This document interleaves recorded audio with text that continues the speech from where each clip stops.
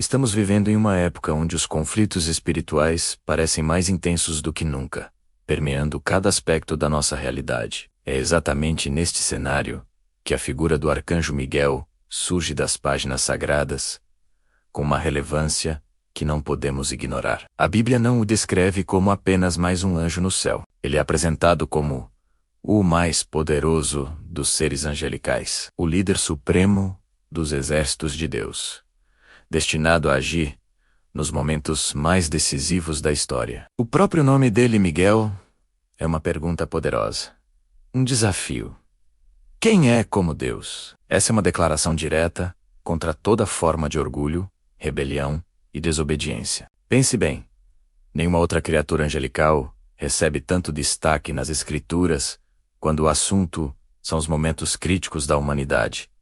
É nos tempos apocalípticos que Miguel se levanta. É diante do avanço das trevas que ele se manifesta com poder. A presença dele nas Escrituras raramente está ligada a mensagens de paz e tranquilidade. Pelo contrário, está associada ao exercício da justiça divina, ao comando das legiões celestiais em batalha. A menção a este arcanjo nos traz um consolo profundo em meio ao caos e às ilusões que marcam a nossa era. É um lembrete de que não estamos sozinhos, que existe vigilância e ação celestial acontecendo agora mesmo. A importância de Miguel hoje vai muito além de um simples simbolismo. Ele atua constantemente como protetor daqueles que pertencem ao Altíssimo, intervindo diretamente quando o propósito divino enfrenta oposição nas esferas espirituais. Entender quem é Miguel não é apenas um exercício de teologia. É um chamado para estarmos atentos, para termos a consciência de que vivemos entre dois reinos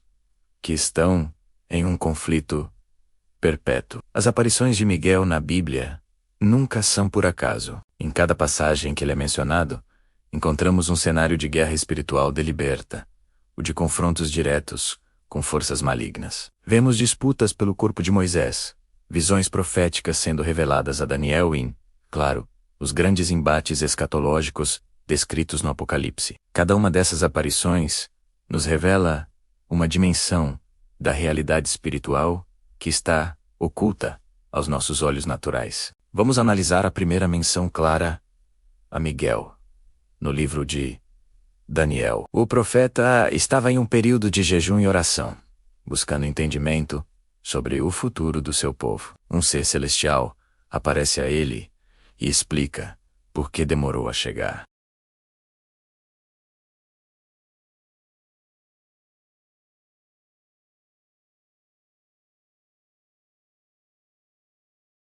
Isso é extraordinário. Atrasos em respostas de oração, dificuldades que enfrentamos, podem ter uma causa espiritual, e é Miguel quem surge para batalhar e liberar o caminho para que a vontade de Deus se cumpra. Isso nos mostra que Miguel não é uma figura passiva. Ele é um guerreiro celestial de elite, um interventor divino que entra em cena quando as forças das trevas tentam impedir os planos de Deus.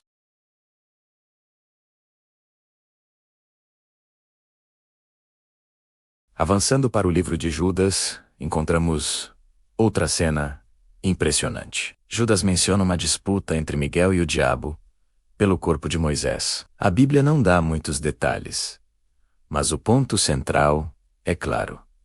Mesmo em uma disputa direta com o adversário, Miguel não ousa proferir um juízo de maldição.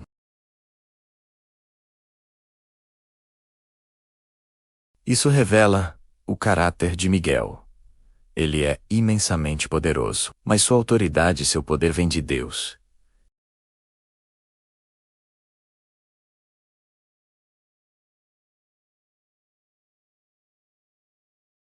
E então, chegamos ao clímax. No livro do Apocalipse capítulo 12, houve batalha no céu. Miguel e os seus anjos batalhavam contra o dragão, e o dragão e os seus anjos batalhavam. Essa é a cena definitiva da guerra celestial. Miguel é retratado liderando o exército de anjos fiéis na expulsão de Satanás e seus seguidores do céu. Ele não é apenas um anjo entre muitos. Ele é o comandante-chefe na guerra que definiu o destino cósmico.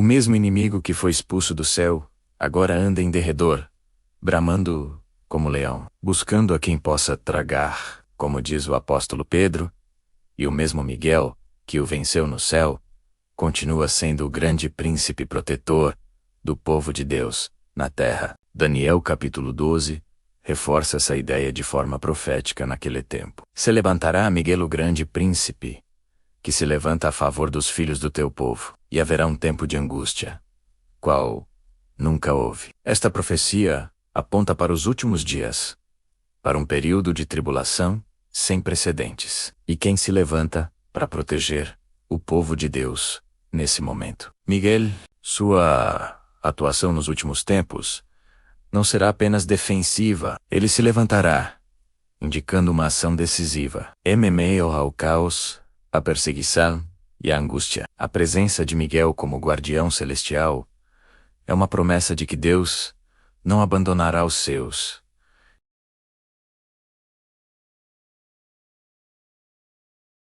Então, o que tudo isso significa para nós, hoje, em nosso dia a dia? Primeiro, significa que a guerra espiritual é real.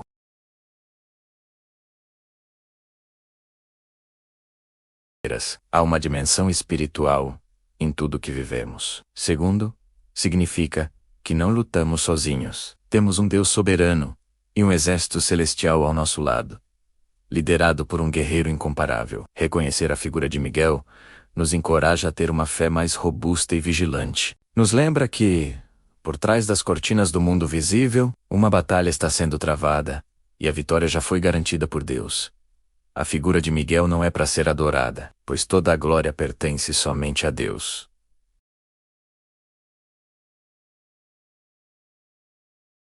Ele nos lembra de que, diante de qualquer desafio ou oposição, a pergunta que ecoa por toda a eternidade é: quem é como Deus? E a resposta: ninguém. Em um mundo que parece cada vez mais sombrio, a promessa da intervenção de Miguel é uma luz de esperança. Ele é o guardião celestial, o guerreiro dos últimos tempos, o príncipe que se levanta em nosso favor. E saber disso nos dá a coragem para enfrentar cada dia, confiantes de que a batalha final já tem um vencedor. Que possamos viver com essa consciência, sempre vigilantes em oração e firmes na fé. Você já imaginou uma guerra que abalou os próprios céus? Um conflito de proporções cósmicas que definiu o destino de mundos? Oh rei! Vamos mergulhar fundo em uma das passagens mais dramáticas e poderosas de toda a Bíblia, a Batalha Celestial de Apocalipse 12.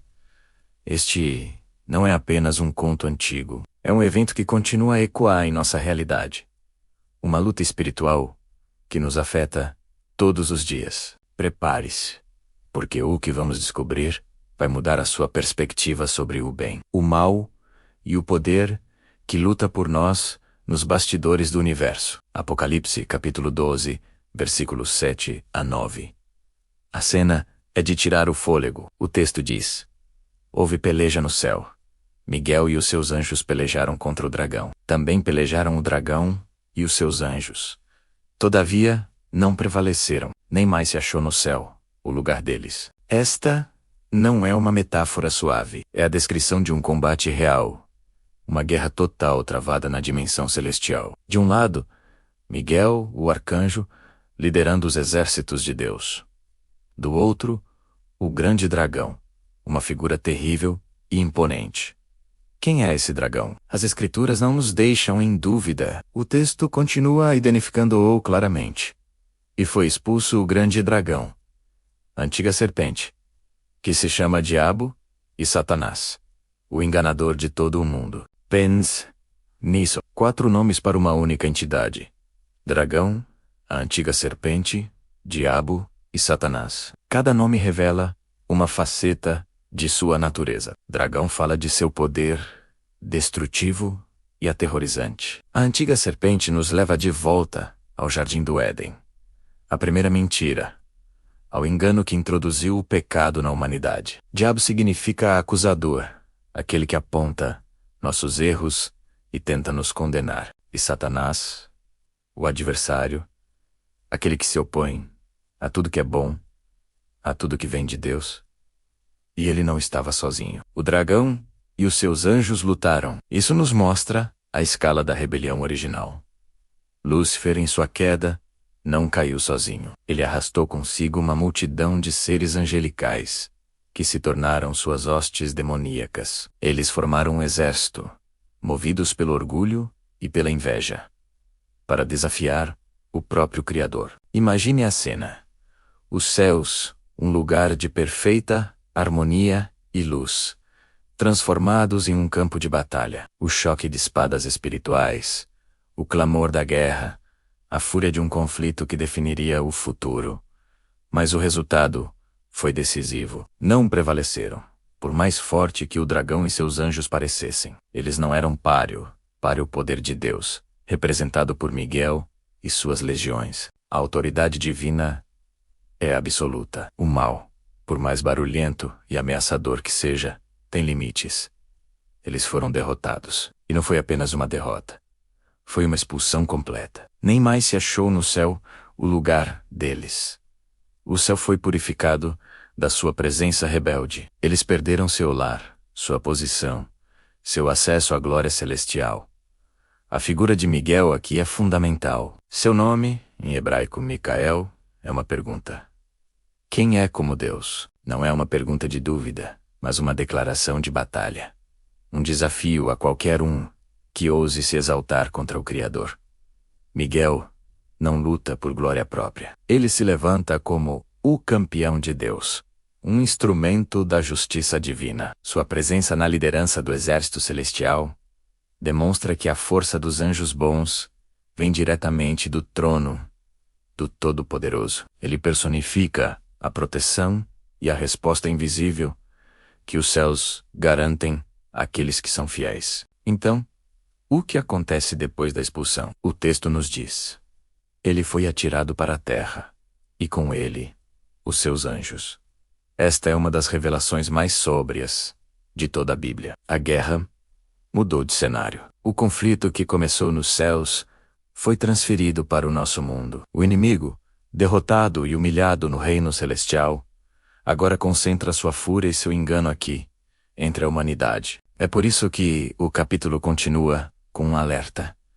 Ai da terra e do mar, porque o diabo desceu a vós, cheio de grande cólera. Sabendo que pouco tempo lhe resta, essa transferência do conflito explica muita coisa. Explica a intensidade da luta espiritual que enfrentamos. O apóstolo Paulo nos lembra em Efésios que a nossa luta não é contra o sangue e a carne, e sim contra os principados e potestades, contra os dominadores deste mundo tenebroso, contra as forças espirituais do mal nas regiões celestes. Estamos vivendo em um campo de batalha. O inimigo derrotado não desistiu. Ele apenas mudou sua tática. Agora ele usa o engano, a mentira, a tentação e a acusação para tentar nos afastar de Deus. Mas a vitória no céu é a nossa. Garantia de vitória na terra. A derrota de Satanás já foi selada. Aquela batalha celestial foi o primeiro grande golpe. A prova de que seu poder é limitado e seu fim é certo. A vitória final foi conquistada por Jesus Cristo na cruz, onde ele desarmou os principados e potestades, expondo-os publicamente ao desprezo. A batalha que travamos hoje não é para conquistar uma vitória, mas para viver na vitória que já nos foi dada. E como essa batalha celestial se reflete em nossas vidas, ela se manifesta em cada escolha que fazemos. Cada vez que você escolhe a verdade em vez da mentira, você está participando da vitória de Miguel. Cada vez que seu coração rejeita o ódio e escolhe o amor, você está alinhado com o exército de Deus. Cada vez que você resiste à tentação e busca a luz, você está declarando de que lado da guerra você está. Não somos espectadores passivos neste conflito cósmico. Somos soldados no exército da luz. A história de Miguel e o dragão não é para nos assustar, mas para nos encorajar. Ela revela que não estamos sozinhos. Existe um poder celestial lutando por nós.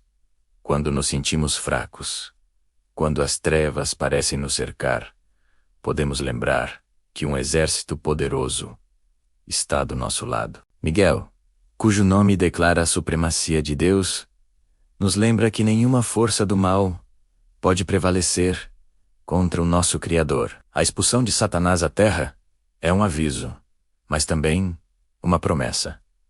O inimigo está furioso, porque sabe que seu tempo é curto. O relógio está correndo para o seu julgamento final. Nossa tarefa é permanecer firmes, revestidos da armadura de Deus, com a espada do Espírito, que é a palavra de Deus. A mesma palavra que declara a derrota do dragão no céu, declara a nossa vitória na terra através de Cristo. Portanto, da próxima vez que você ler Apocalipse 12, não veja apenas uma história antiga. Veja um retrato da realidade espiritual. Veja a prova do poder de Deus, a coragem dos seus anjos e a certeza da nossa vitória. A batalha é real, mas a vitória já está garantida. Levante a cabeça, fortaleça seu coração e lute o bom combate da fé, sabendo que as forças do céu estão com você. Olá, pessoal, sejam todos muito bem-vindos ao nosso canal. Hoje vamos mergulhar em uma das passagens mais misteriosas e intrigantes de toda a Bíblia. É uma cena breve, quase um sussurro nas Escrituras, mas que revela verdades profundas sobre o mundo espiritual, a autoridade e o caráter de Deus. Estamos falando da disputa pelo corpo de Moisés. Você já parou para pensar nisso? O que aconteceu logo após a morte do grande legislador de Israel? A Bíblia nos conta em Deuteronômio 34 que o próprio Deus sepultou Moisés em um lugar secreto, e ninguém jamais soube onde ficava sua tumba. Mas a história não termina aí. A pequena epístola de Judas, no versículo 9, nos dá um vislumbre de um confronto cósmico. O texto diz: "Mas o arcanjo Miguel, quando contendia com o diabo e disputava a respeito do corpo de Moisés, não ousou proferir juízo de maldição contra ele, mas disse: O Senhor te repreenda." É uma imagem poderosa, não é? De um lado, Miguel, o arcanjo, um dos seres mais poderosos da hierarquia celestial. Do outro, o adversário, o acusador. E no centro dessa disputa, o corpo sem vida de Moisés, a primeira pergunta que surge é: por que essa briga? Por que o diabo queria o corpo de Moisés? A Bíblia não nos dá uma resposta direta, mas podemos explorar algumas possibilidades fascinantes, com base no que sabemos sobre o adversário e sobre a importância de Moisés. Uma teoria muito forte é que o diabo queria usar o corpo de Moisés para promover a idolatria. Pense bem. Moisés foi uma figura monumental. Ele libertou o povo da escravidão, recebeu a lei no Monte Sinai, falou com Deus face a face. Era o maior profeta que Israel já havia conhecido. Se o seu túmulo se tornasse um local de peregrinação, seria muito fácil para o povo, que já tinha uma tendência à idolatria, começar a venerar seus restos mortais, transformando o libertador em um ídolo. O adversário é mestre em perverter o que é sagrado e transformar um memorial de fé em um santuário de idolatria seria uma de suas estratégias clássicas. Outra possibilidade, ainda mais profunda, envolve o plano de Deus para o futuro. Séculos depois, no Novo Testamento, vemos um evento extraordinário, a transfiguração de Jesus, em Mateus 17. Jesus sobe a um monte e se transfigura diante de Pedro, Tiago e João. E quem aparece ao lado dele, conversando com ele? Elias e Moisés. Moisés aparece ali, em corpo glorificado, representando a lei, ao lado de Elias, que representa os profetas, ambos testemunhando a glória do Messias. Se o diabo tivesse conseguido o corpo de Moisés, talvez ele acreditasse que poderia, de alguma forma, impedir essa aparição profética. Ele poderia tentar profanar o corpo, destruí-lo ou aprisioná-lo, numa tentativa vã de interferir no cronograma divino. É uma batalha não apenas pelo passado, mas pelo futuro, que Deus já havia determinado. Mas o ponto central dessa passagem, a lição mais impactante, não está no motivo da disputa, mas na atitude de Miguel. O texto diz que ele não ousou proferir juízo de maldição. Pense nisso. Miguel, o arcanjo guerreiro que lidera os exércitos celestiais, não entra em uma troca de acusações com o diabo. Ele não debate, não argumenta sobre seus próprios méritos ou poder. Ele não diz: eu sou mais forte que você, ou você não tem direito a este corpo. A sua ação é um modelo perfeito de submissão e entendimento da verdadeira autoridade. Miguel faz algo muito mais poderoso. Ele apela para a autoridade suprema do universo. Ele simplesmente declara: "O Senhor te repreenda." Com essa frase, Miguel está dizendo: essa batalha não é minha. A autoridade não vem de mim. Eu opero sob o comando do Deus Todo-Poderoso. E é Ele quem tem a palavra final sobre você. Ele não age por conta própria, mas como um representante do Rei. Ele entende que a verdadeira força no reino espiritual não vem do poder pessoal, por maior que seja, mas da submissão à autoridade de Deus.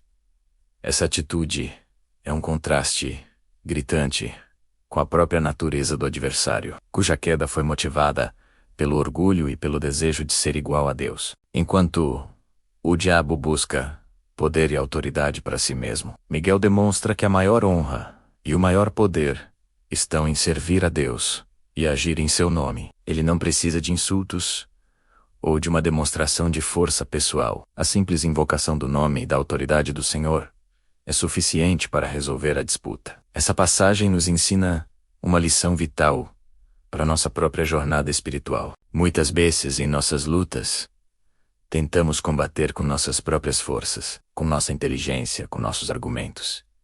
Ficamos frustrados, cansados e muitas vezes somos derrotados. A lição de Miguel é um convite para mudarmos nossa postura. É um chamado para reconhecer que nossas batalhas espirituais não são vencidas na força do nosso braço, mas na autoridade de Deus. Quando enfrentamos oposição, tentação ou acusação, a resposta mais poderosa não é entrar no debate, mas, como Miguel, nos colocarmos sob a cobertura de Deus e declararmos: "O Senhor te repreenda."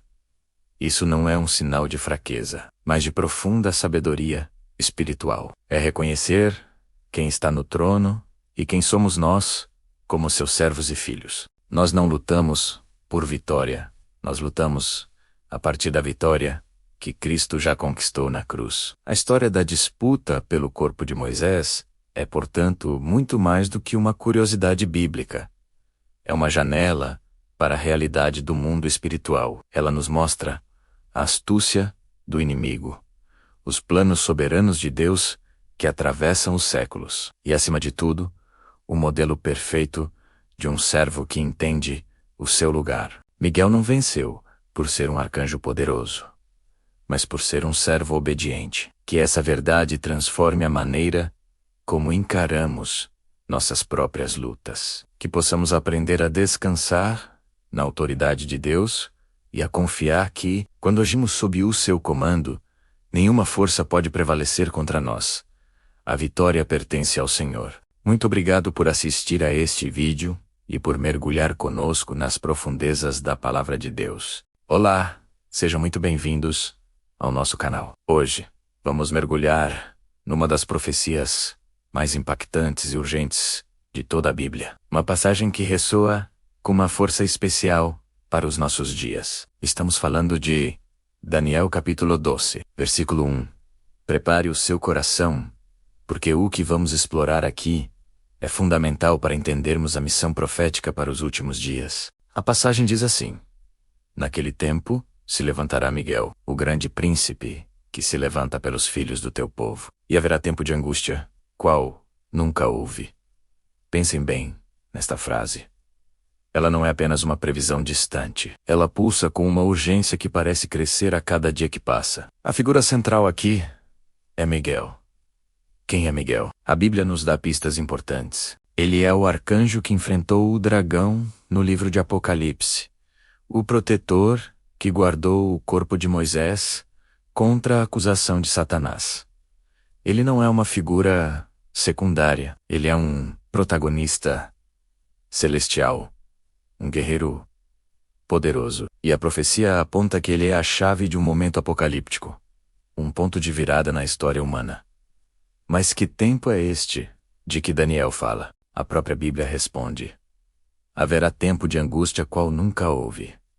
Isso nos remete diretamente às palavras de Jesus em Mateus 24, quando ele fala sobre a grande tribulação, um período de sofrimento sem precedentes na história do mundo. Este não é um tempo comum de dificuldades. É um tempo em que os sistemas que conhecemos podem colapsar, em que alianças políticas e sociais se desfarão.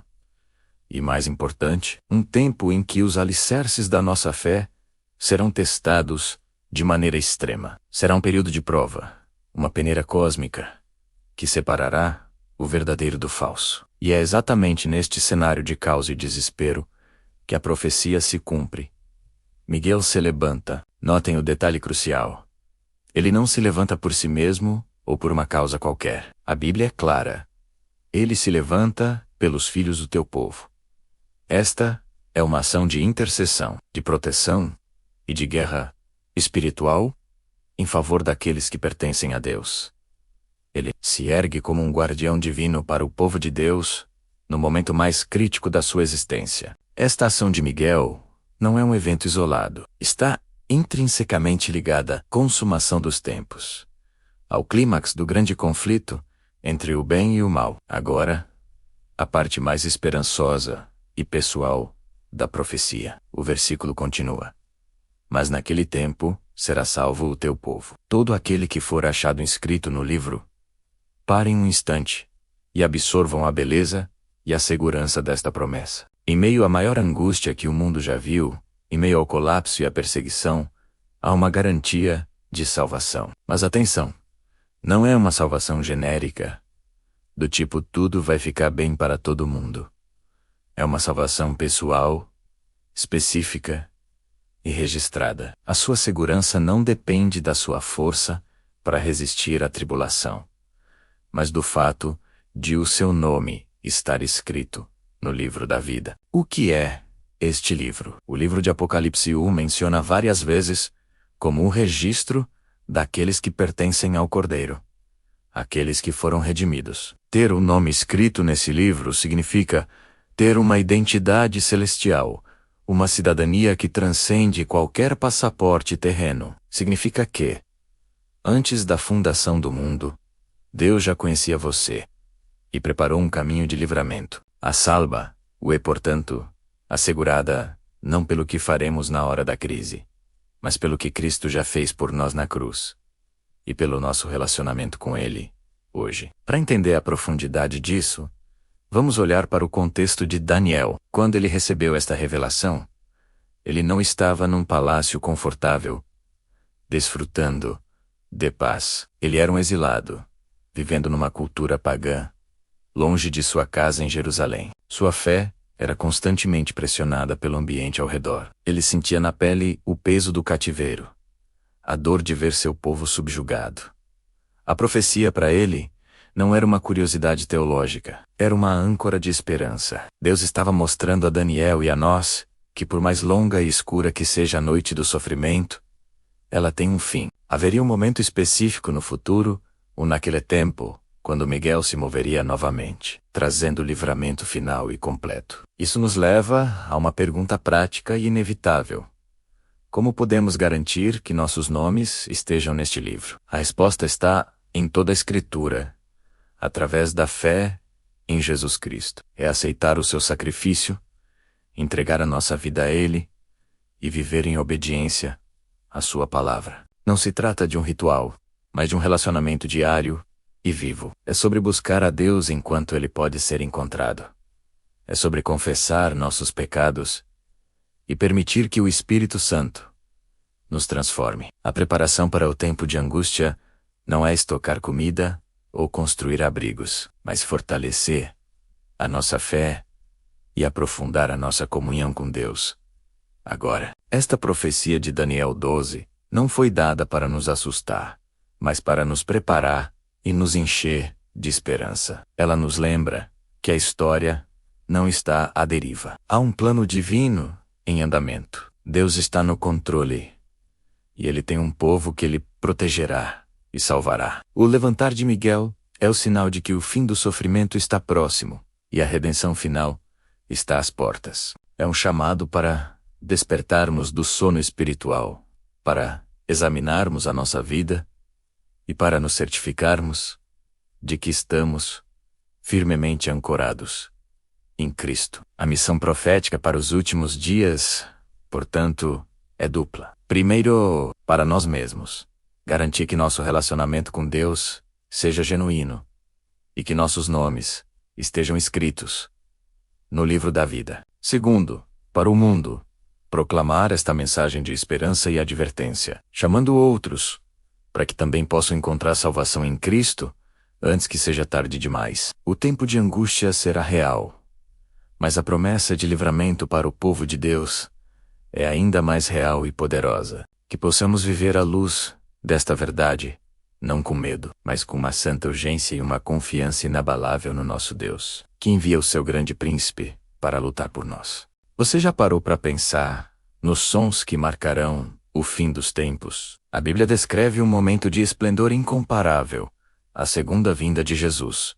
Imaginamos trombetas celestiais, coros de angeras, um evento grandioso que transformará toda a realidade. Mas há um detalhe específico, uma voz poderosa que terá um papel central nesse dia glorioso. E essa voz pertence a ninguém menos que o arcanjo Miguel. Vamos mergulhar nas Escrituras para entender o significado profundo da sua presença e do seu brado no clímax da história humana. Prepare-se, porque o que vamos descobrir vai muito além de uma simples menção. É sobre a consumação de uma promessa divina. A primeira carta de Paulo aos Tessalonicenses, no capítulo 4, versículo 16, nos dá uma imagem sonora desse momento. O texto diz: porque o mesmo Senhor descerá do céu com alarido, e com voz de arcanjo, e com a trombeta de Deus. E os que morreram em Cristo ressuscitarão primeiro.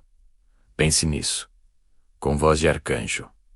Não é uma voz qualquer. A tradição e o contexto bíblico apontam diretamente para Miguel, o grande príncipe e protetor. A sua voz não é apenas um som de fundo. Ela é um comando, uma ordem que ecoa pela criação. Por que a voz de Miguel é tão importante? Vamos lembrar quem ele é. Em Daniel, ele é descrito como um dos primeiros príncipes e o protetor de Israel. No livro de Judas, ele disputa o corpo de Moisés com o diabo, mostrando sua autoridade e seu papel como guardião. Em Apocalipse, ele lidera os exércitos celestiais na batalha contra o dragão. Miguel é um guerreiro, um líder, um executor da vontade divina. Portanto, quando sua voz soa na segunda vinda, ela carrega todo o peso dessa autoridade celestial. Não é uma voz de anúncio passivo. É uma voz de ação, de comando. A combina, o da voz de arcanjo, com a trombeta de Deus, é fascinante. Na cultura do antigo Israel, as trombetas, ou chofares, eram usadas para convocar o povo, para anunciar a guerra, para proclamar um novo rei, ou para marcar festas sagradas. Elas eram um sinal de que algo de extrema importância estava para acontecer. A voz de Miguel, então, funciona em perfeita harmonia com a trombeta divina. É o chamado profético final, a convocação definitiva. É o sinal de que a espera acabou. O rei está chegando para estabelecer seu reino eterno.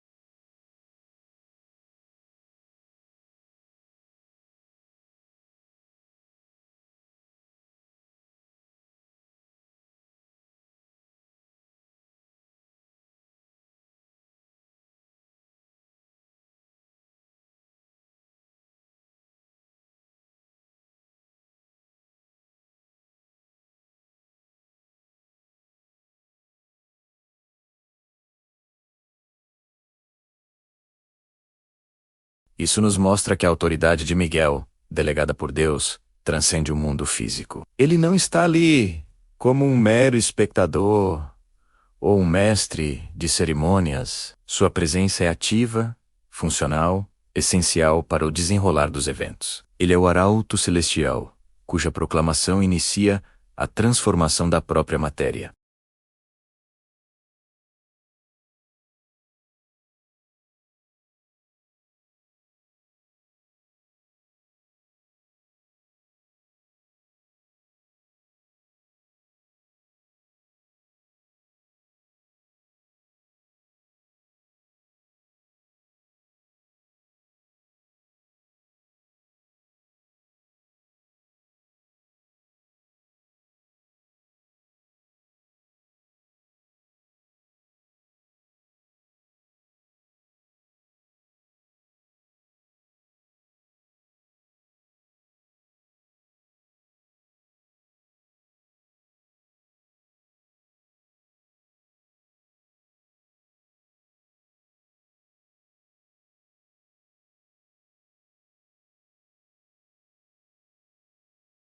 Não é apenas sobre despertar os mortos, é sobre inaugurar uma nova realidade, onde não haverá mais dor, nem choro, nem morte.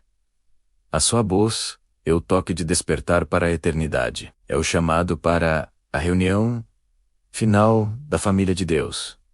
Essa perspectiva nos dá uma nova dimensão para entendermos o papel dos anjos, especificamente de Miguel. Eles não são apenas figuras etéreas e distantes. Eles são agentes ativos no plano de Deus. A presença de Miguel na segunda vinda reforça a ideia de que o céu e a terra estão intrinsecamente ligados, e que os eventos cósmicos descritos na Bíblia envolvem a participação de seres celestiais poderosos, cumprindo as ordens diretas do Criador. A sua voz é a manifestação audível do poder celestial em movimento, executando o decreto divino para a redenção final. Quando lemos sobre a voz de Arcano, não devemos passar por essa frase rapidamente. Devemos parar e meditar em seu significado. É a voz que simboliza o fim da tirania do pecado e da morte. É a voz que anuncia a justiça e a soberania de Deus, sendo plenamente estabelecidas. É o som da esperança realizada, a promessa cumprida. Para os crentes de todas as épocas, que viveram e morreram com a esperança do retorno de Cristo, essa voz será a mais doce melodia. Será o chamado para casa, o convite para entrar na alegria do seu Senhor. Assim, a voz de Miguel na segunda vinda é muito mais do que um detalhe apocalíptico. É uma peça central na teologia da esperança cristã. Representa autoridade e poder, vitória e, acima de tudo, o cumprimento fiel da promessa de Deus. Naquele grande dia, quando os céus se abrirem e o Filho do Homem vier em glória, entre o som da trombeta divina, ouviremos o poderoso brado do arcanjo Miguel, proclamando não o início de uma batalha, mas o fim da guerra e o começo do reino eterno. E essa, meus amigos, é uma verdade que enche nosso coração de esperança e expectativa. Obrigado por me acompanhar nesta jornada profunda pelas Escrituras. Você já se perguntou: por que Israel, uma nação tão pequena, sobreviveu a milênios de perseguições, exílios e tentativas de aniquilação? A resposta pode não estar apenas na geopolítica ou na força militar, mas em uma dimensão espiritual que muitos desconhecem. Hoje, vamos desvendar a identidade do guardião celestial de Israel, uma figura poderosa designada por Deus para proteger seu povo escolhido. Desde o momento em que Deus chamou Abraão e o separou para formar uma nação que levaria o seu nome, Israel assumiu um papel central e único na história da redenção. Esta não é apenas uma nação qualquer. É um povo com um propósito divino. E para uma nação com um destino tão extraordinário, Deus designou um protetor à altura, o arcanjo Miguel. A Bíblia não deixa espaço para dúvidas. No livro de Daniel, capítulo 10, versículo 21, e novamente no capítulo 12, versículo 1, Miguel é claramente identificado. Ele é chamado de o vosso príncipe e o grande príncipe, o defensor dos filhos do teu povo.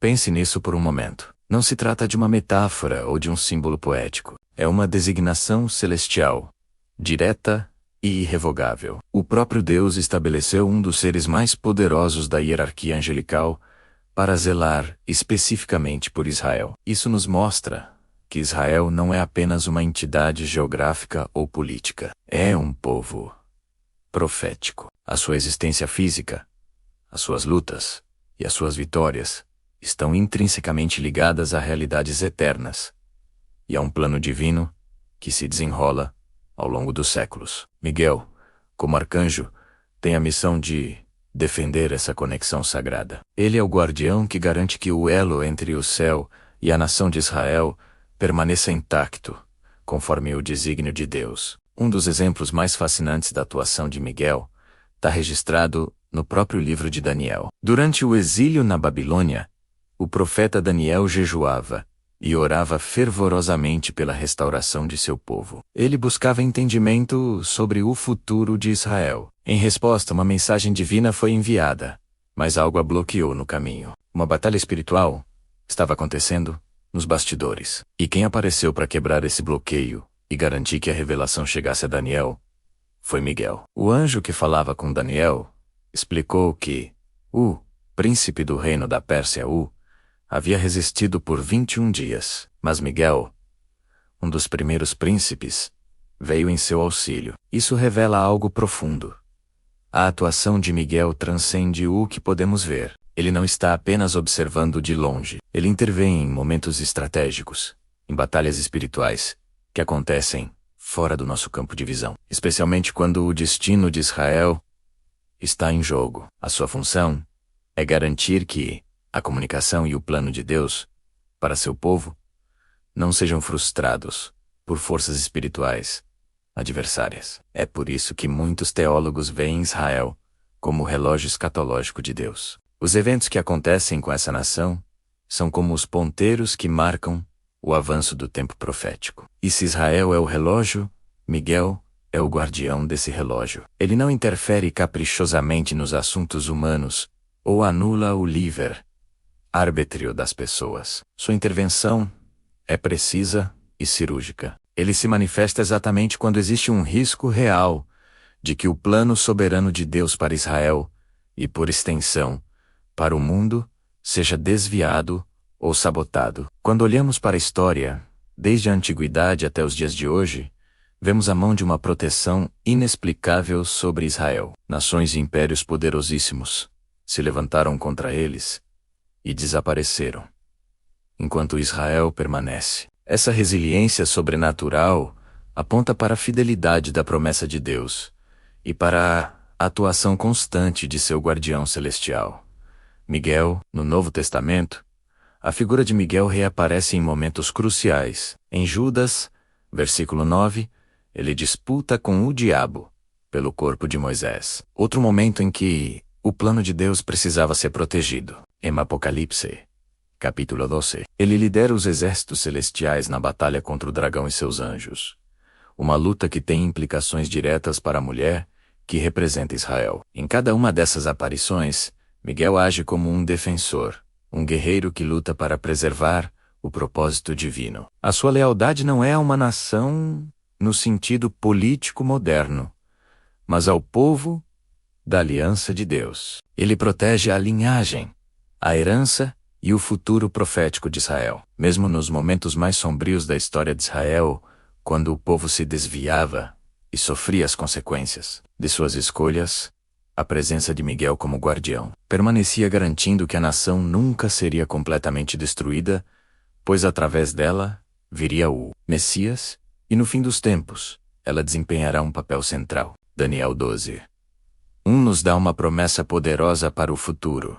Nesse tempo, se levantará Miguel, o grande príncipe, o defensor dos filhos do teu povo. Isso acontecerá em um tempo de angústia sem precedentes. A promessa é que, no momento de maior aperto, o protetor de Israel se levantará de forma decisiva. Isso mostra que sua missão não terminou. Ela se estende até o clímax da história humana. Compreender o papel de Miguel como defensor de Israel nos dá uma nova perspectiva sobre as notícias que vemos todos os dias e sobre a história que lemos nos livros. Existe uma camada espiritual em tudo o que acontece, uma batalha contínua entre as forças que apoiam o plano de Deus e as que tentam frustrá-lo. Israel está no epicentro dessa batalha, e Miguel está na linha de frente da defesa. Essa verdade não deve nos levar ao medo, mas à admiração pelo cuidado e pela soberania de Deus.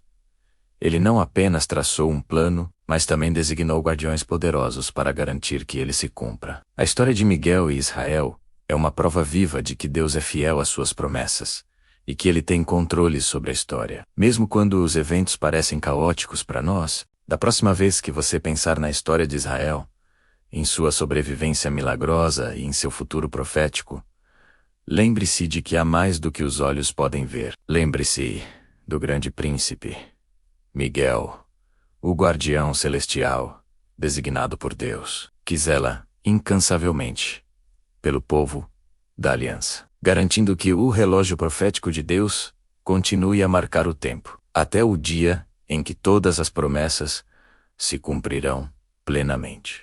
Você já parou para pensar por que Israel, uma nação tão pequena, sobreviveu a milênios de perseguições, exílios e tentativas de aniquilação? A resposta não está apenas na força de seu povo, mas em um segredo celestial, uma proteção divina que opera além do que nossos olhos podem ver. Hoje, vamos mergulhar nas Escrituras para desvendar o papel de um dos seres mais poderosos da hierarquia angelical, Miguel, o grande príncipe e defensor de Israel.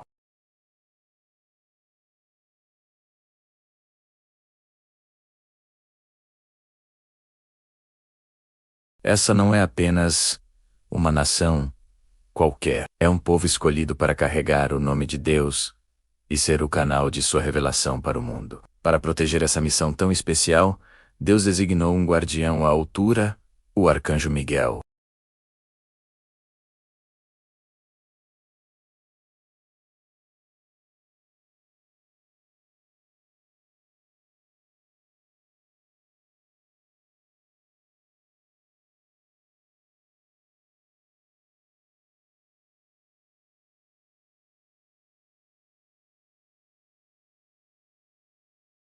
Pense nisso.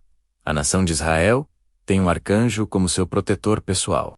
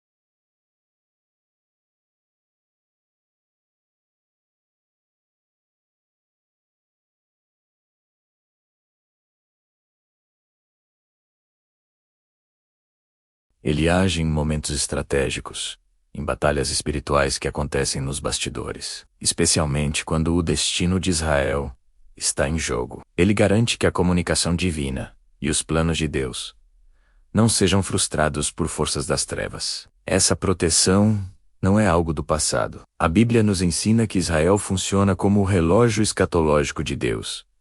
Os eventos que acontecem com essa nação são sinais que apontam para o cumprimento das profecias do fim dos tempos. E se Israel é o relógio, podemos dizer que Miguel é o guardião desse tempo profético. Sua função é garantir que o relógio não pare e que os ponteiros continuem avançando conforme o plano soberano de Deus. Ele não interfere caprichosamente nos assuntos humanos ou nas decisões políticas do dia a dia. Sua intervenção é estratégica, ocorrendo em momentos cruciais, quando há um risco real de que o plano divino para Israel e, por consequência, para o mundo, seja desviado ou interrompido. É uma guarda que opera nos bastidores da história, garantindo a fidelidade de Deus as suas promessas. O Novo Testamento também nos dá vislumbres da autoridade e do papel de Miguel. Em Judas, capítulo 1, versículo 9, vemos Miguel contendendo com o diabo pelo corpo de Moisés. Mesmo sendo um arcanjo poderoso, ele não ousa proferir um juízo de maldição contra Satanás, mas simplesmente diz: "O Senhor te repreenda." Isso revela não apenas sua humildade e submissão à autoridade de Deus, mas também a natureza de sua batalha. Sua luta em nome de Deus, para defender os propósitos de Deus. A disputa pelo corpo de Moisés provavelmente tinha um significado profético profundo. Talvez para impedir que o inimigo usasse os restos mortais do grande legislador para criar um local de idolatria e desviar o povo. Novamente, vemos Miguel agindo como um guardião, protegendo a integridade espiritual de Israel. Essa proteção contínua nos leva a uma compreensão mais profunda da soberania de Deus. A sobrevivência de Israel, através dos séculos, não é um acidente histórico. É um testemunho vivo do cuidado e da fidelidade de Deus. E a figura de Miguel como seu príncipe defensor é uma manifestação dessa fidelidade. Ele é o instrumento celestial que executa a vontade protetora de Deus. Isso não significa que Israel não passe por dificuldades.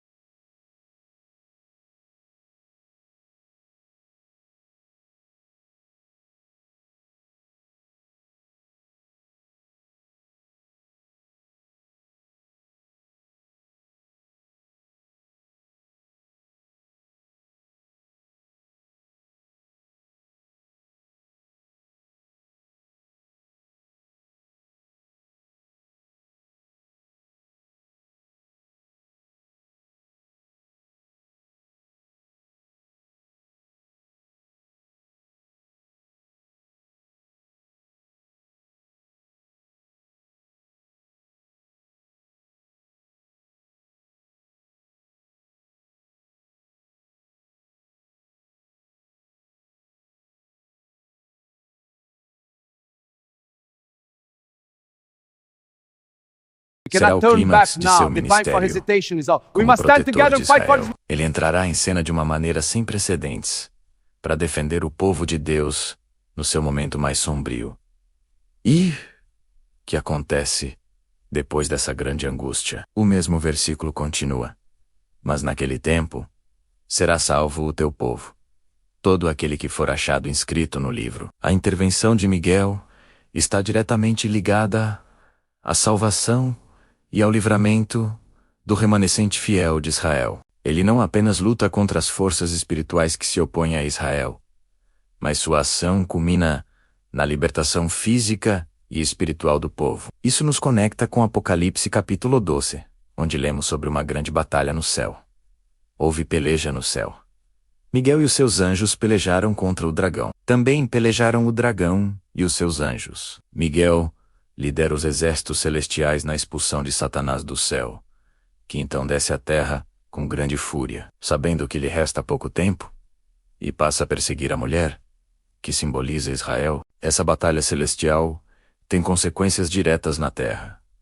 E mais uma vez, Miguel está na linha de frente, defendendo o povo da aliança. Então, quando olhamos para a história e para as profecias, vemos um padrão claro. A existência de Israel está garantida não por exércitos ou alianças políticas, mas por um decreto divino, guardado por um poderoso príncipe celestial. Miguel não é um anjo da guarda pessoal para cada indivíduo, mas um príncipe encarregado de uma nação inteira, com um propósito profético. Sua missão é garantir que a história da redenção, que passa por Israel, chegue à sua conclusão planejada por Deus. Ele é a prova de que Deus leva suas alianças a sério e provê os meios para que elas se cumpram, mesmo que isso envolva batalhas nos lugares celestiais. Entender o papel de Miguel nos dá uma nova perspectiva sobre os eventos mundiais, especialmente aqueles que envolvem o Oriente Médio. Muitas vezes, vemos apenas o conflito político, econômico e territorial, mas a Bíblia nos convida a olhar para além do visível, para a realidade espiritual que impulsiona a história. A nação de Israel continua sendo o epicentro do plano profético de Deus. E a hostilidade que a cerca muitas vezes tem raízes espirituais profundas. Mas podemos ter confiança de que, assim como Miguel interveio no tempo de Daniel e lutará nos tempos do fim, ele continua sendo o guardião vigilante, assegurando que o propósito de Deus para Israel jamais será frustrado. A história ainda não acabou. O relógio profético continua a marcar as horas, e o grande príncipe permanece em seu posto, fiel à sua designação divina, antes mesmo de a terra existir. Antes que o tempo como o conhecemos começasse a ser contado, uma história de proporções cósmicas se desenrolava no céu. Uma história que não fala de criação, mas de uma fratura, um rompimento no coração da perfeição. Vamos mergulhar hoje na narrativa da queda de Lúcifer. Um evento que moldou o universo de maneiras que ainda sentimos. Para entender essa queda, precisamos primeiro entender quem era Lúcifer. A Bíblia nos dá vislumbres fascinantes. Em Ezequiel capítulo 28, ele é descrito não como uma criatura de trevas, mas como um ser de luz deslumbrante. Imagine um ser celestial, um querubim ungido, protetor, adornado com as mais preciosas pedras: sardo, topázio, diamante, berilo. Cada pedra brilhava em sua cobertura. Ele era o selo da perfeição, cheio de sabedoria e formosura. Ele caminhava no meio das pedras de fogo, no Monte Santo de Deus. Desde o dia em que foi criado, ele era perfeito em todos os seus caminhos. Perfeito. Até que algo mudou. Até que a iniquidade, o mal, foi encontrada nele. O que poderia corromper um ser tão magnífico? A resposta está na mesma passagem de Ezequiel: seu próprio coração. Elevou-se o teu coração, por causa da tua formosura. Corrompeste a tua sabedoria, por causa do teu resplendor. A beleza que era um dom tornou-se uma armadilha. A sabedoria que deveria servir tornou-se uma ferramenta para a ambição. Ele olhou para si mesmo e, em vez de ver o reflexo do Criador, viu apenas seu próprio brilho. E ele quis mais. O profeta Isaías, no capítulo 14, nos dá uma janela para os pensamentos de Lúcifer. É quase como ler um diário secreto de rebelião. Ele dizia em seu coração: subirei ao céu, acima das estrelas de Deus, exaltarei o meu trono, e no monte da congregação me assentarei, nas extremidades do norte. Subirei acima das mais altas nuvens, e serei semelhante ao Altíssimo. Prestem atenção nessas palavras. Ele não queria destruir Deus. Seu plano era mais sutil e talvez mais arrogante. Ele queria substituir Deus. Ele queria ser o centro da adoração, o ponto de referência para todo o universo. Ele cobiçou o trono que deveria adorar. Nesse desejo de ascensão, paradoxalmente, ele encontrou sua queda. A luz que iluminava tornou-se uma sombra. O querubim, guardião, tornou-se uma ameaça. Aquele que deveria proteger o trono tornou-se seu maior adversário. Como caíste do céu, ó estrela da manhã, filho da alba. Como foste lançado por terra, tu que debilitavas as nações, lamenta Isaías. A queda foi vertiginosa, uma descida da mais alta posição no céu para as profundezas. E ele não caiu sozinho. O livro do Apocalipse, no capítulo 12, nos conta que sua cauda, uma metáfora para sua influência e poder de persuasão, arrastou consigo a terça parte das estrelas do céu. Um terço das hostes celestiais, anjos criados para servir e adorar, escolheram seguir Lúcifer em sua rebelião. Eles trocaram a lealdade ao Criador pela promessa de um líder que queria ser como ele. Essa história nos ensina algo fundamental sobre a origem do mal. O mal não foi uma criação de Deus. Deus não criou um ser mau. Ele criou um ser perfeito, com liberdade. O mal nasceu dessa liberdade, de uma escolha. Nasceu de um coração que abandonou a submissão e trocou a reverência pela exaltação própria. A rebelião começou não na terra, com a fragilidade humana, mas no céu, no meio do esplendor e da perfeição. Nesse cenário de rebelião, outra figura celestial se destaca como um contraponto direto a Lúcifer: o arcanjo Miguel. O próprio nome de Miguel é uma declaração, uma pergunta retórica que ecoa pelos céus. Quem é como Deus? Enquanto Lúcifer dizia: eu serei semelhante ao Altíssimo, Miguel, com sua própria existência, proclamava a singularidade e a soberania de Deus. Miguel não representa apenas força bruta em batalha, como vemos na luta contra o dragão em Apocalipse. Ele representa, acima de tudo, a fidelidade. Enquanto Lúcifer se exaltava, Miguel permanecia firme em seu lugar designado, servindo e adorando. Enquanto o anjo caído tentava se igualar a Deus, Miguel encontrava sua honra em servir a Deus. Sua lealdade é o espelho que reflete a traição de Lúcifer.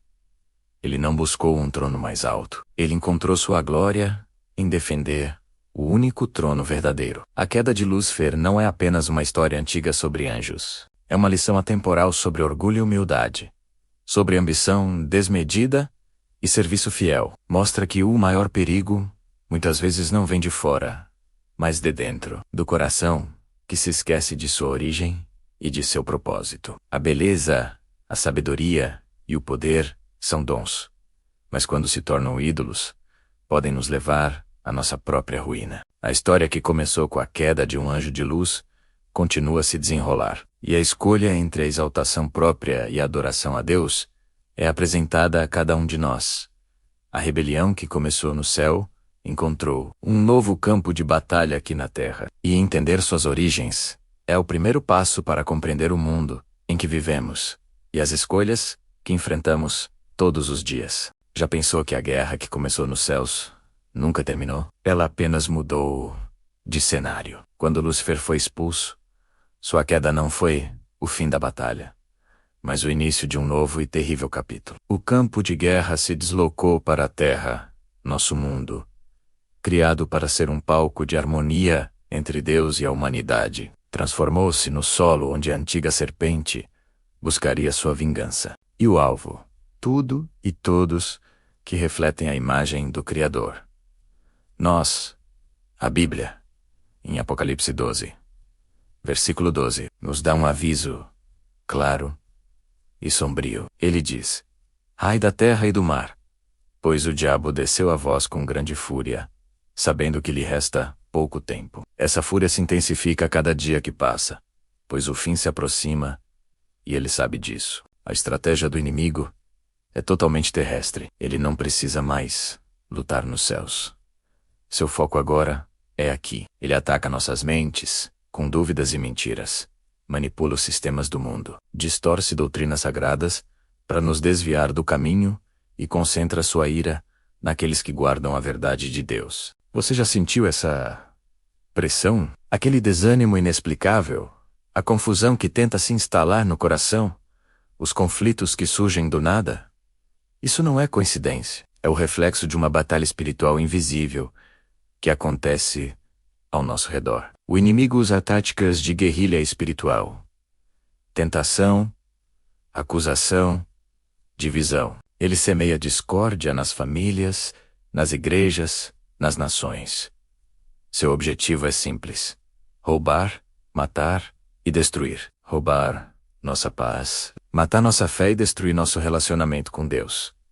Mas aqui está a notícia que muda tudo. Não estamos sozinhos nesta guerra. Miguel, o arcanjo, aquele que liderou os exércitos celestiais na primeira grande batalha, não é apenas uma figura histórica ou um comandante celestial distante. Ele é o general invisível da nossa resistência espiritual aqui na Terra. Enquanto o diabo move seus peões no grande tabuleiro geopolítico, incitando nações contra nações e espalhando o caos, os exércitos celestiais, sob o comando de Miguel, permanecem em prontidão, lutando por nós em reinos que não podemos ver. Cada oração que você faz é como um chamado de reforço. Cada ato de fé é uma ofensiva contra as trevas. Daniel, no capítulo 10, nos dá um vislumbre dessa realidade. Ele orou e jejuou por 21 dias, e só então um anjo conseguiu chegar até ele, explicando que foi detido pelo príncipe do reino da Pérsia, uma entidade espiritual maligna. Mas então, o anjo disse: Miguel, um dos primeiros príncipes, veio para ajudar-me. Isso nos mostra que nossas batalhas na Terra têm correspondentes diretos no mundo espiritual, e os anjos de Deus estão ativamente engajados. A Bíblia aponta para um clímax inevitável, um confronto final, chamado Armagedon. Este não será apenas um conflito global entre exércitos humanos, como muitos imaginam. Será a convergência de todas as batalhas, visíveis e invisíveis. Apocalipse, capítulo 16, versículo 16. Identifica este evento não apenas como um lugar geográfico, mas como o ponto de encontro final entre a rebelião antiga de Satanás e o juízo eterno de Deus. É o momento em que as forças invisíveis que manipularam as nações ao longo da história serão finalmente expostas e confrontadas abertamente. Nesse dia decisivo, Miguel, o grande príncipe, retornará ao centro do palco. Mas sua função será diferente. Ele não estará mais apenas defendendo os filhos de Deus em uma batalha contínua. Ele se levantará para executar a sentença final. No Armagedon, não haverá mais espaço para resistência. Não haverá mais tempo para arrependimento. Será o dia do juízo sem apelação, quando as trevas serão julgadas e derrotadas de uma vez por todas. A vitória de Cristo na cruz garantiu o resultado final, e o Armagedon será a manifestação dessa vitória. Então, o que fazemos enquanto esse dia não chega? Vivemos como soldados em território inimigo. Efésios 6 nos instrui a revestir-nos de toda a armadura de Deus, para que possamos estar firmes contra as astutas ciladas do diabo. Usamos o cinto da verdade, a couraça da justiça, o escudo da fé, para apagar os dardos inflamados do maligno, o capacete da salvação e a espada do Espírito, que é a palavra de Deus. Não lutamos com nossas próprias forças, mas com o poder que vem do alto. A guerra é real. As forças inimigas são poderosas, mas nosso comandante é invencível. A promessa é clara: aquele que está em vós é maior do que aquele que está no mundo. Cada dia é uma oportunidade de lutar do lado vencedor, de permanecer firme na fé e de ser uma luz em meio à escuridão crescente. A vitória final já foi conquistada no Calvário, e em breve toda a criação testemunhará sua consumação. Não desanime, não tema.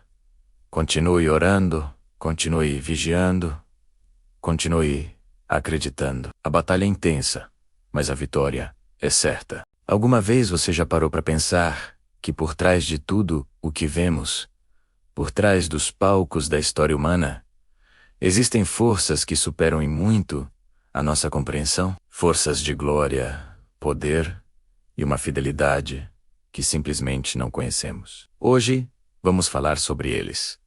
Os anjos. Eles não são como nós.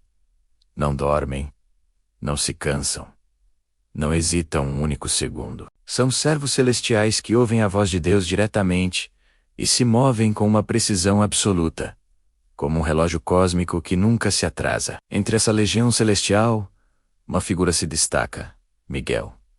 Ele é o arcanjo, o líder. Imagina o peso da responsabilidade que ele carrega, o selo da força divina em suas ações. A Bíblia nos dá uma pequena janela para essa realidade. O Salmo 103, no versículo 20, diz algo poderoso: Bendizei ao Senhor, vós, anjos seus, poderosos em força, que cumpris as suas ordens, obedecendo à voz da sua palavra.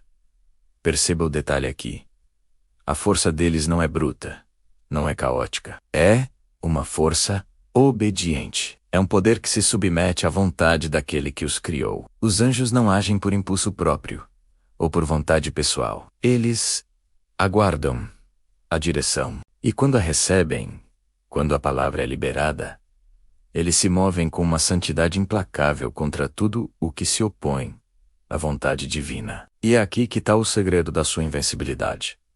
Eles não são invencíveis por serem independentes. Pelo contrário, eles são invencíveis por causa da sua absoluta dependência de Deus. Eles não falham porque não agem fora do tempo de Deus. Cada movimento, cada ação, é perfeitamente sincronizada com o comando celestial. Quando um anjo age, não é apenas um ser agindo. É o céu inteiro se movendo através dele. Miguel, como líder desse exército celestial, não comanda com gritos de desespero ou ordens confusas.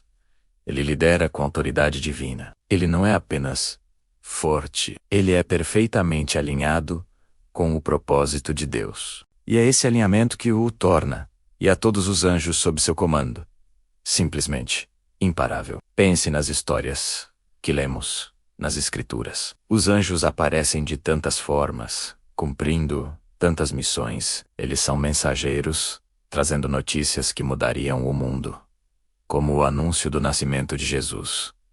Eles são guerreiros, protegendo o povo de Deus e lutando contra forças espirituais das trevas. Eles são executores da justiça divina, aqueles que fecham a boca de leões para proteger Daniel, que tocam as trombetas do juízo final, que ferem exércitos inimigos inteiros em uma única noite. Eles são libertadores, abrindo portas de prisões para libertar apóstolos como Pedro.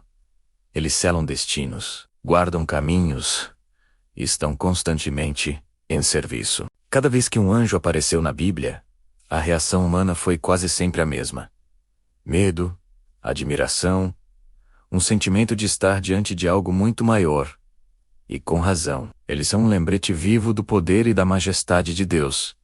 Mas a história deles não é apenas sobre poder e batalhas, é sobre serviço. Eles serviram a Jesus no deserto, depois da tentação. Eles rolaram a pedra do túmulo na ressurreição. Eles estão presentes, servindo, guardando, guiando. Então, por que isso é importante para nós hoje? Porque essa mesma força, essa mesma fidelidade, essa mesma prontidão em obedecer está ativa agora mesmo.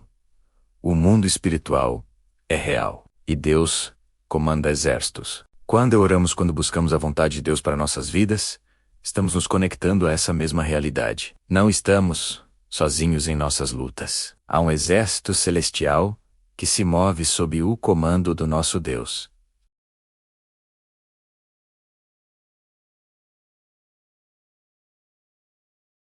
O verdadeiro poder não vem da nossa própria força, da nossa inteligência ou dos nossos recursos. O verdadeiro poder vem do alinhamento com Deus. Vem da obediência à sua palavra. Vem da dependência total nele. Assim como os anjos, que são poderosos porque obedecem. Nós também encontramos nossa maior força quando nos submetemos à vontade de Deus. Eles são um reflexo da glória do Criador. Cada ato de um anjo é um testemunho do caráter de Deus, seu poder, sua justiça, seu amor e sua fidelidade. Eles são a prova de que Deus está ativamente envolvido na sua criação, cuidando dos detalhes, protegendo seus filhos e garantindo que seus planos se cumpram perfeitamente. Da próxima vez que você se sentir fraco, sozinho ou sobrecarregado, lembre-se que você serve a um Deus que comanda exércitos. Lembre-se que por trás do que os seus olhos podem ver, existem forças celestiais em movimento. Forças que não se cansam, que são poderosas em força e que se movem ao som da voz de Deus. E essa mesma voz que comanda anjos é a voz que te chama pelo nome. Ao olharmos para tudo o que as Escrituras revelam sobre Miguel, não encontramos apenas um arcanjo de poder incomparável, mas um testemunho vivo da fidelidade celestial. A história de Miguel é, na verdade, um reflexo da justiça divina, que nunca falha, da proteção que nunca dorme e da autoridade que só se move quando a vontade de Deus determina. Ele é uma figura que não busca glória para si mesmo. Pelo contrário, cada um de seus atos, cada movimento, aponta diretamente para o soberano que reina sobre tudo e todos, desde o grande conflito nos céus até as batalhas silenciosas que travamos aqui na terra. Sua missão é clara e constante: preservar o plano divino, proteger os escolhidos de Deus e anunciar a vitória que já foi conquistada. Miguel é um executor da vontade do Altíssimo, um general celestial, cujo único propósito é servir ao seu rei. Quando analisamos as passagens bíblicas, percebemos que Miguel aparece em momentos cruciais da história da salvação. Sua presença nunca é por acaso. Cada aparição é um sinal claro de que o céu está agindo, de que Deus está presente e intervindo diretamente nos assuntos humanos. Ele nos lembra que a guerra espiritual não é apenas uma metáfora ou uma ideia abstrata, mas uma realidade invisível e intensa, sustentada por mãos celestiais, que lutam em nosso favor. Pense no livro de Daniel, quando Miguel é chamado de o grande príncipe, que protege o seu povo. Ele surge para batalhar contra forças espirituais que tentavam impedir que a mensagem de Deus chegasse ao profeta. Isso nos mostra que, mesmo quando não vemos, há uma batalha acontecendo nos bastidores por nós. Sua presença é uma garantia de que não estamos sozinhos em nossas lutas. Há um fio condutor que une todas as suas aparições e ações: o cuidado de Deus pelo seu povo. Esse cuidado não é algo pontual, mas uma constante que atravessa toda a história. É um cuidado que começa antes mesmo de nascermos, que nos acompanha em cada passo da jornada que se move no mundo invisível, para nos proteger, e que culmina na certeza absoluta de que no final a luz sempre vence as trevas. A justiça prevalece sobre a iniquidade e o Cordeiro reina vitorioso. A história de Miguel não é sobre ele, em última análise. É sobre o Deus que o levantou, o Deus que comanda os exércitos celestiais. É uma demonstração do poder e do amor daquele que move céus e terra por amor aos seus filhos. E essa história também é sobre você. Sim, sobre você. A existência e a missão de Miguel revelam o quão precioso você é para Deus. Pense nisso por um momento. O céu se move com tamanha intensidade. Anjos poderosos são enviados para batalhar. Tudo porque você é amado, escolhido e valioso aos olhos do Criador. Deus deseja que você permaneça firme, mesmo quando tudo ao seu redor parece desmoronar. Ele quer que você saiba que não está desamparado. A presença de guerreiros como Miguel é a prova de que o seu Pai Celestial está atento a cada detalhe da sua vida e luta por você incessantemente. É fundamental que o mundo entenda esta verdade.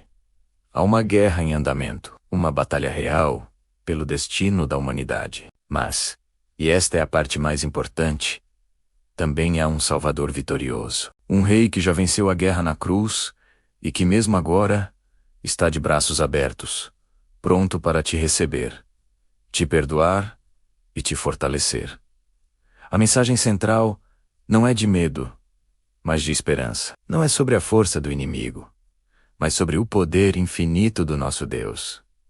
Você não foi deixado para lutar sozinho. O céu inteiro está mobilizado por você. Imagine o cenário descrito no livro de Apocalipse, onde Miguel e seus anjos batalham contra o dragão e suas hostes. Aquela não foi apenas uma batalha cósmica no passado. Ela representa a luta contínua entre o bem e o mal, e nos assegura de que o lado de Deus é o lado vencedor. Quando você se sentir fraco, desanimado ou cercado por dificuldades, lembre-se de que o grande príncipe Miguel está de guarda. Lembre-se de que o exército de Deus está ao seu lado. Essa não é uma fantasia, mas uma promessa espiritual. O Senhor dos Exércitos é o seu protetor. Portanto, não se trata apenas de conhecer uma figura angelical. Trata-se de compreender a profundidade do amor e do cuidado de Deus por você. Você é amado de uma forma que transcende o entendimento humano. Você foi escolhido antes da fundação do mundo. E mesmo quando você não sente, mesmo quando a dúvida tenta te paralisar, o céu ainda luta por você. A sua vida tem um propósito eterno e um valor inestimável. Permita que essa verdade fortaleça o seu coração e ancore a sua fé. Levante a cabeça, pois a sua redenção está próxima e a vitória é certa. O rei está voltando, e até lá, seus anjos estão acampados ao seu redor, garantindo a sua proteção. Você faz parte do exército vencedor. Se esta mensagem tocou o seu coração e fortaleceu a sua fé, Não aguarde só para você. Compartilhe este vídeo com alguém que precisa ouvir sobre o cuidado e a proteção de Deus. Deixe seu comentário contando como essa verdade impactou você e não se esqueça de se inscrever no canal e ativar o sininho para não perder nossos próximos conteúdos. Vamos juntos espalhar essa mensagem de esperança. Obrigado por assistir e até a próxima.